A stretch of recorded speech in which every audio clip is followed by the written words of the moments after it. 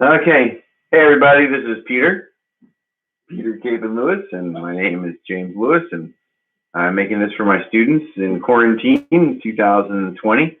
But I think the lessons apply for everyone for a long time. Okay. I'm just doing this in one take because that's the way life has to be these days. I have a lot to take care of, and etc. But don't we all? And that's part of it. Today, even during this time of quarantine, where we have a lot of self-isolation and a lot of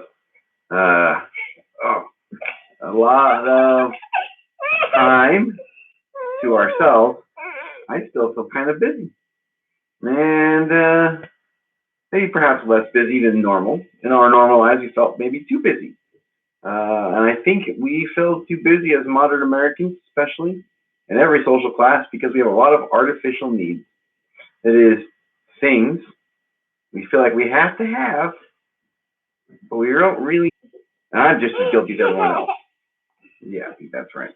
I'm just as guilty as everybody else in these things, right? I have a list of things, and I'll post that in the video notes down below, right? That's right down below, of things that I recommend people give up during Lent.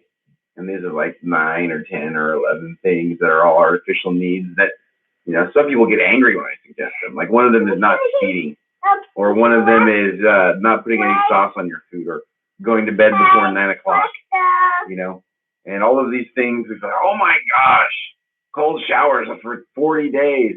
Wow, that's so hard. But I mean, really, most of humanity, for most of our history since Adam, went to bed before 9 o'clock. And, cold showers are, the usual for most of the world, probably still today. Okay. If we even shower at all. And, not having a pillow or whatever. All these things we feel like we need. And why do we feel like we need that way? It's been suggested to us. The media, which is not all evil. In fact, I consume a lot of media myself. The media suggests that we need these things to be happy. And that suggestion lives in our minds. And so I kind of want to give you all the tools. No, not right now, buddy. Okay. I'm trying to eat my lunch over there. Oh, don't throw it. Oh, yeah. Anyway, a lot of us feel like we need these things when we don't.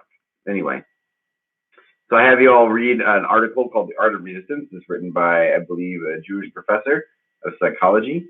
And he gives us some tools to think about how we can resist undue and maybe even evil influence, and how we can influence people ourselves in ethical ways.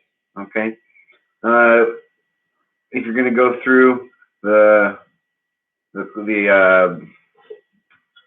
quiz I put together for this video and article, this is a good time to listen. I'm just going to straight up give you my version of the answers. Right? What makes us vulnerable? First, we say that we're not. That's pride and naivety. Advertising really doesn't affect me that much. That's not true. You spend 14 hours a day on your telephone, okay, or 14 hours a week, whatever, and probably a good third of those are going to have advertisements in front of you that you don't even consciously notice, but subconsciously they change the way you think and your desires and what you want, okay? So the illusion of vulnerability is either where we say that we can't be. Oh, yeah? Okay, here you go. Anyway, there involves an illusion of invulnerability. Either we don't realize how much it affects us, or we refuse to see the effects ourselves. Okay. People can be inoculated against the truth and half truths. And you see this a lot on both political parties. Okay. Inoculated means you're given typically inoculated in the time of virus. It's very important to know this. Inoculated means you're given a dead virus so that your white blood cells will learn to look for the enzymes of that virus and tear it apart. With a dead virus, so you don't actually get sick. And I think sometimes we see that with our faith. And we see that a lot with politics, that a politician will give you like half the truth, okay? And then we'll say on that half truth. And when really, to act well, you need the whole truth, and you need to be disinterested in whether it agrees with your worldview or not. Even as a Catholic, we have to think this, okay? And it's something that we learned from our Lord.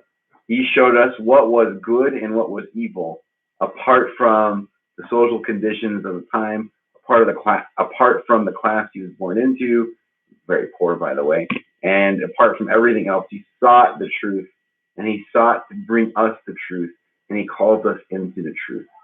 No matter where that will take us, okay, away from the political party we were born into, or to a new one, or whatever, politics, economics aside, we must follow the truth at all costs. Okay, and how do we know something is the truth? It's actually very difficult.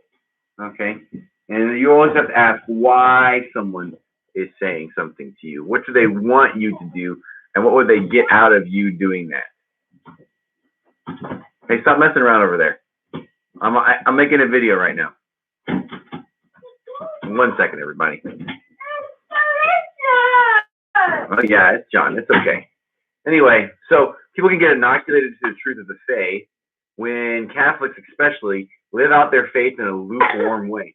Good job. No, John, you leave me alone. Yeah, just a minute. After we do our chores, after I get this done, we can have the switch. Okay? Okay. All right. Well, we're going to end the stream here, and I'll edit all that out.